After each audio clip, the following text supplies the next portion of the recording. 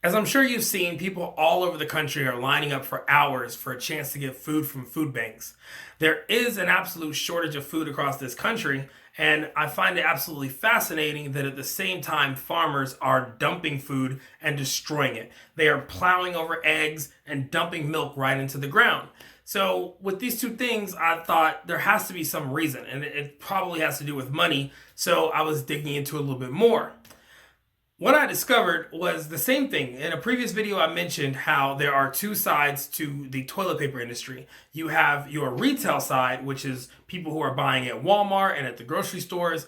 And then you have your commercial side. Those are your people who are buying for restaurants, for movie theaters, malls, things like that. So, with everyone only using the retail side, the commercial side is running out of money. They're actually have all this toilet paper, but nobody's buying it. Well, the exact same thing is happening with the food industry.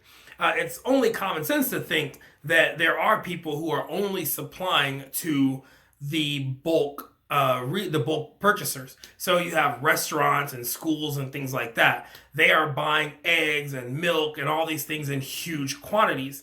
As I was saying in a previous video, you can't if your whole business is set up to supply milk to schools, you can't just turn around and immediately recarton and repackage everything and start selling it to Walmart.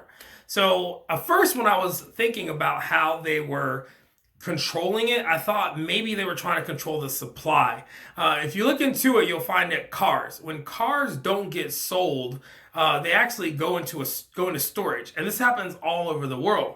And it's interesting because if a car never gets sold, they can't just give it away. Because if you gave away all the cars that didn't sold, it's only a matter of time before people stopped even buying cars and just waited for you to give away the free ones. So you have to control the supply. That way the demand stays there. So I thought, well, maybe these farmers just don't want to give away all this food because then when they try to sell it later, like the prices will be lowered. But I actually come to find out that there's actually more to it. The real situation is the processing. So, for instance, there was a farmer in Idaho who made national news because he took the biggest pile of potatoes you've ever seen and he posted the address on into the media and said, if you want some potatoes, come and get it. People showed up with trucks, filled it up with potatoes, took them back to their neighborhood, and gave it away to their friends, family, and neighbors. And that's all well and good because a potato doesn't really need processing.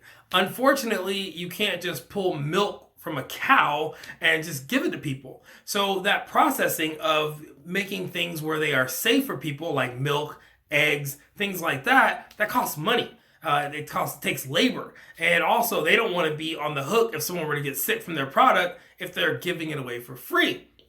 So it's quite an interesting problem for them that they're actually better off just destroying the milk and just pouring it into a field than they would be to give it away for free.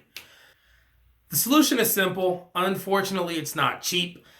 Someone would need to incentivize these farmers to process the food and distribute it instead of just destroying it.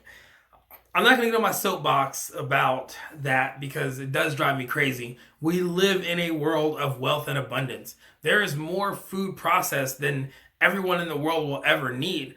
Just like how there's, I believe, 7 empty houses for every homeless person in America.